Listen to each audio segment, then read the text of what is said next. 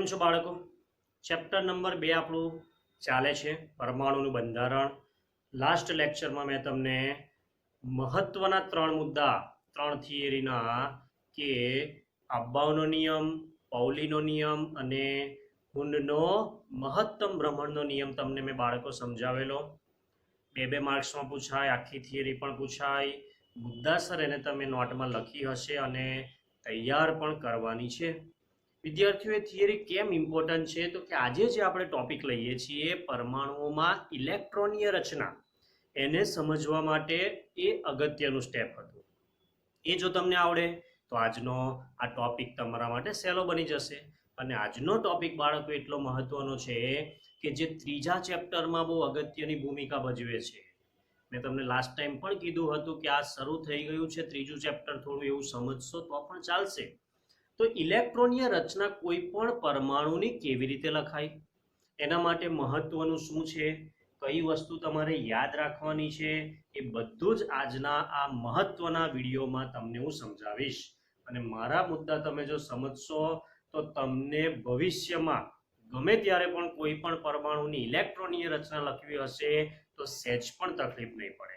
તો વિદ્યાર્થીઓ, એના માટે મારા પહેલા મુદ્દામાં યાદ રાખવાનું કારણ છે અબ્બાઉનો નિયમ. જે ઉર્જાનો સ્તર હતો 1s 2s 2p 3s 3p, પછી 4s આવે, 3d આવે, 4p આવે, આવું ચાલુ જ હતું વિદ્યાર્થીઓ. આ ક્રમ તમને પહેલામાં પહેલો ખબર હોવી જોઈએ.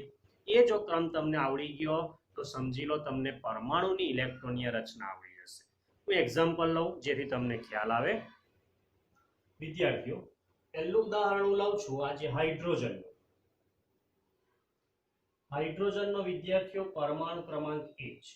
આપણે બધા જાણીએ છીએ હાઇડ્રોજન એ પહેલા નંબરે આવેલું છે આવર્ત કોષ્ટકમાં. એની ઇલેક્ટ્રોનીય રચના, જેટલા પરમાણુ છે, પરમાણુ ક્રમાંક છે, એટલા જ પ્રોટોન છે, એટલા જ ઇલેક્ટ્રોન છે. તો 1s થી શરૂઆત થાય, એની ઇલેક્ટ્રોનીય રચના 1s, એક જ ઇલેક્ટ્રોન છે એટલે s માં 1. મેં તમને બીજું પણ કીધું હતું વિદ્યાર્થીઓ કે s માં વધુમાં વધુ 2, p માં વધુમાં વધુ 6, d માં બોલો 10 અને f કક્ષક હોય તો વધુમાં વધુ 6. આ પણ તમારે લખી રાખવાનું અને યાદ રાખવાનું છે. 1s s કક્ષકનું જો હું ખાનું દોરું તો એમાં આ રીતે તમે એક ઇલેક્ટ્રોન બતાવી શકો છો, કારણ કે એમાં એક જ ઇલેક્ટ્રોન છે. તો s માં વધુમાં વધુ 2, ઓછા હોય તો 1. ચલો બીજો પરમાણુ લઉં છું, હિલિયમ. હિલિયમમાં પરમાણુ ક્રમાંક છે વિદ્યાર્થીઓ 2. 1s થી જ શરૂઆત થાય ઇલેક્ટ્રોન ભરાવાની.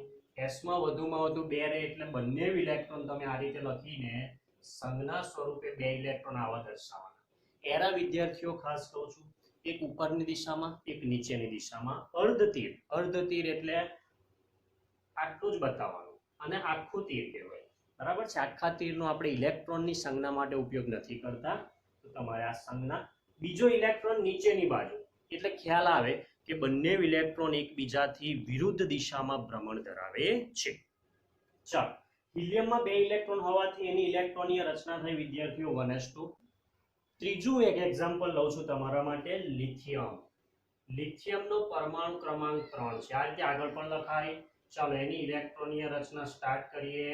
1s2, s માં 2 ભરવાના 3 માંથી.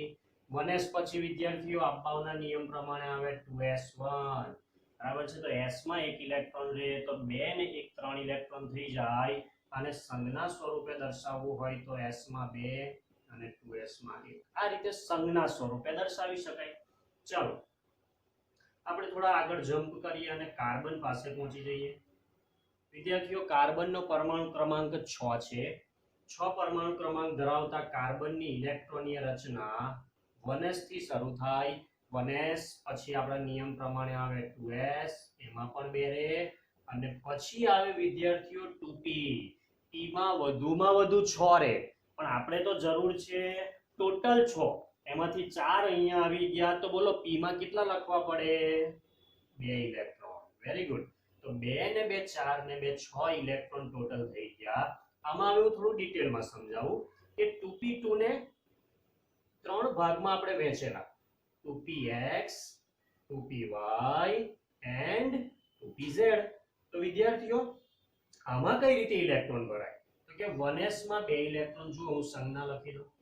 2s માં 2 ઇલેક્ટ્રોન તો એની સંજ્ઞા આ રીતે લખાય 2pxyz ના 3 ખાના દોરવાના 2px 2py 2pz બરાબર છે પાઉલી નામના વૈજ્ઞાનિકે કીધેલું ને કે એક ઇલેક્ટ્રોન થાય પછી યુગ્મીકરણ થાય તો એક ઇલેક્ટ્રોન પહેલા અહીંયા ભરાય બીજે ઇલેક્ટ્રોન અહીંયા ભરાય બે ભરવાના છે તો એક અને બે આ રીતે ભરાય વિદ્યાર્થીઓ એનો મતલબ ડિટેલમાં ઇલેક્ટ્રોનની રચના લખવી હોય તો આવી લખાય 2px1 2py1 ને 2pz0 ચલો બાળકો કાર્બનની પણ મેં તમને માહિતી આપી આગળ આપણે લઈએ પરમાણુ નાઇટ્રોજન જેનો પરમાણુ ક્રમાંક 7 છે વિદ્યાર્થીઓ પરમાણુ ક્રમાંક 7 ધરાવતો નાઇટ્રોજન બરાબર છે એની ઇલેક્ટ્રોનીય રચના બહુ સરળ છે જુઓ 1s2 પછી આવે 2s2 ચાર ઇલેક્ટ્રોન થયા 2s પછી અબ્બાઉના નિયમ પ્રમાણે ઊર્જા પ્રમાણે આવે 2p આમાં ચાર આવી ગયા વિદ્યાર્થીઓ ઈમાં ત્રણ જ રહેશે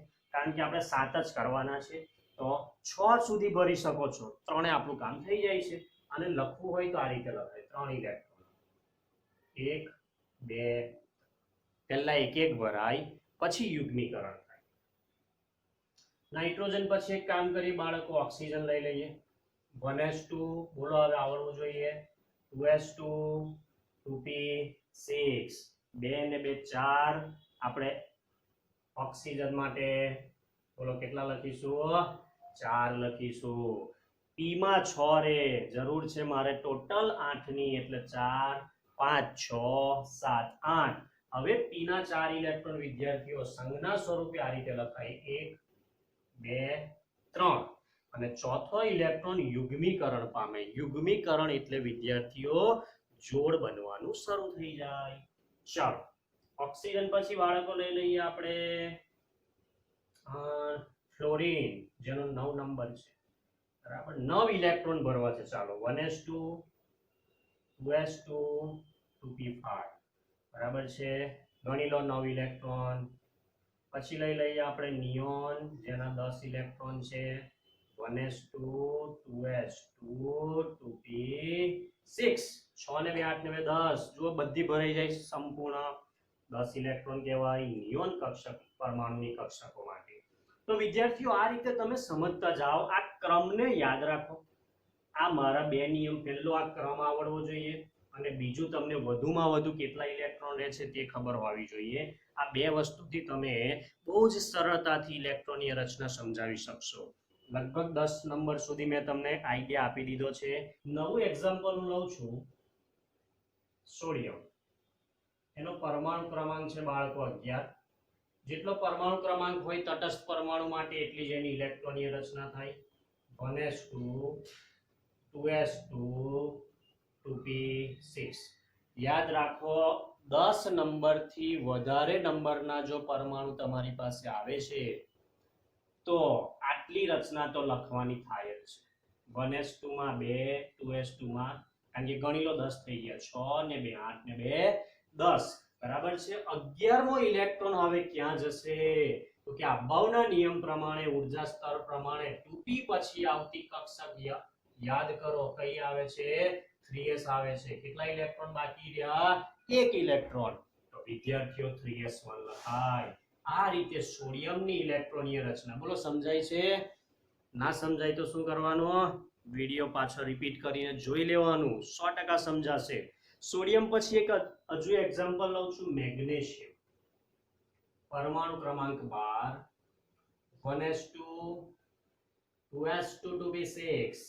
and now 3s2 10 ને 2 12 અને ટૂંકમાં આ રીતે લખાઈ જુઓ આ જે છે ને વિદ્યાર્થીઓ 10 ઇલેક્ટ્રોન ત્રીજા ચેપ્ટરમાં આવશે 10 ઇલેક્ટ્રોન માટે નિષ્ક્રિય વાયુ છે નિયોન આપણે હમણાં જ જોયું હતું નિયોનના 10 નંબર તો નિષ્ક્રિય વાયુ લખી દેવાનો ટૂંકમાં અને પછી જે વધે તે પાછળ લખી દેવાની 3s2 બરાબર છે અત્યારે એડવાન્સ સમજાવું છું ત્રીજા ચેપ્ટરનું બાકી ના ખ્યાલ આવે તો ઉપર પેલી સીધી લાઈનમાં જ પ્રેક્ટિસ કર્યા કરવાની ચલો આગળ વધીએ બાળકો એલ્યુમિનિયમ પરમાણુ ક્રમાંક 13 ચલો હવે તમારે બોલવાનું છે બોલો 1s બોલો જોરથી 2s 2p 3s ગણો તો કેટલા થયા 2 ને 2 4 10 ને 2 12 3s માં વિદ્યાર્થીઓ બે જ રે, s કક્ષકની કેપેસિટી 2 ની જ છે. કોઈક આવું કરી દે કે સાહેબ 13 જોઈએ છે, લખી દો ને. હવે આવું ચાલે? ના ચાલે. આખી રિક્ષા કે બસ થોડી છે કે ભૈરાજ કરો 2 પેસેન્જર વધારે બેસી જશે, એવું ના ચાલે. આમાં 2 છે તો 2 જ રે, 3 ના રે, તો આ ના લખાય. ચાલો, આપણી પાસે 12 થયા, તો 13મો ઇલેક્ટ્રોન 3s પછી 3p માં આવે. હવે આ બરાબર છે. આ રીતે તમારા 13 ઇલેક્ટ્રોન. વિદ્યાર્થીઓ પ્રેક્ટિસ કરશો તો જ મજા આવશે અને ધીરે ધીરે પાકું થઈ જશે. ચલો, આર્ગોન 18 નંબર, પોટેશિયમ 19 નંબર અને કેલ્શિયમ 20 નંબર. બરાબર છે. આની ઇલેક્ટ્રોનીય રચના શું થાય એ તમારે મને લખીને બતાવવાનું છે. પ્રયત્ન કરવાનો આ જ રીતે, ભૂલ નહીં પડે. બરાબર, પછી લખી લેજો નોટમાં. હમણાં હું હજુ આગળ જ વધુ છું. Scandium, titanium, vanadium, chromium, manganese, iron, cobalt, nickel, copper and zinc. દેખાય છે બધાને? આ લખું છું તે. આને કહેવાય scandium, titanium, vanadium, chromium, manganese, iron, cobalt, nickel, copper, zinc. Okay, આ જે બધા લખેલા છે એને સંક્રાંતિ તત્વો કહેવામાં આવે છે. એનો પરમાણુ ક્રમાંક 21, 22, 23, 24, 25, 26, 27, 28, 29 અને 30. બોલ, આવડી ગયા ને? 21 થી 30 લખતા મેં તમને શીખવાડી દીધું લાઈનસર, આમાં અઘરું નથી. પણ હવે જે છે તે મહત્વનું છે બાળકો, અહીંયા જ જોજો. સ્કેન્ડિયમ 21, બરાબર છે. 21 ઇલેક્ટ્રોન મારે ભરવાના છે. અહીંયા હું પહેલા થોડું લખું છું, બરાબર. અહીંયા પછી ત્યાં હું ડાયરેક્ટ લખીશ. ચલો, 21 પરમાણુ માટે હું શરૂ કરું. 1s, 2s, 2p, 3s, 3p, s માં 2, 2, p માં 6, s માં 2, p માં 6. ગણો તો વિદ્યાર્થીઓ કેટલા થયા?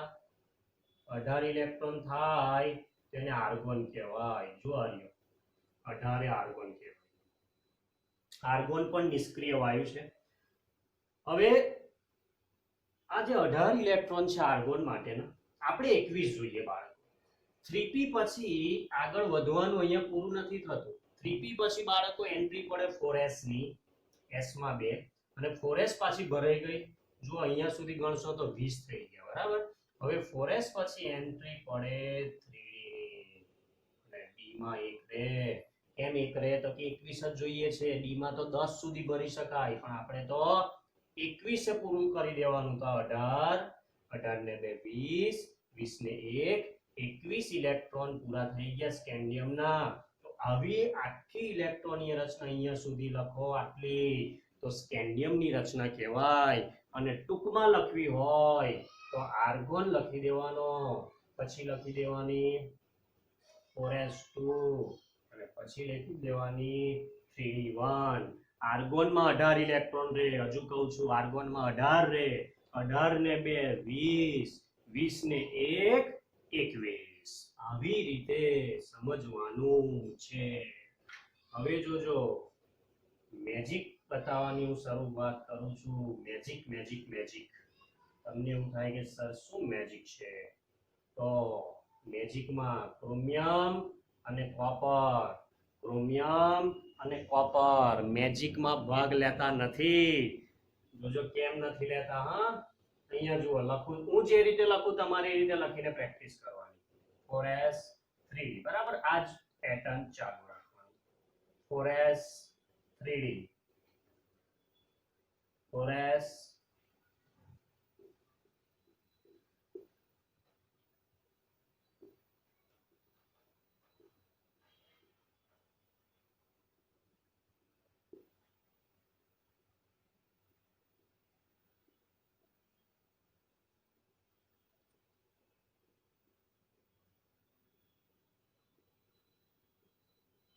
ચલો, આટલું તમે લખી દીધું એટલે તમને એક વસ્તુ ખ્યાલ આવી ગઈ કે આ કક્ષકો તો બદલાવાની નથી. આની આ જ રહેવાની છે.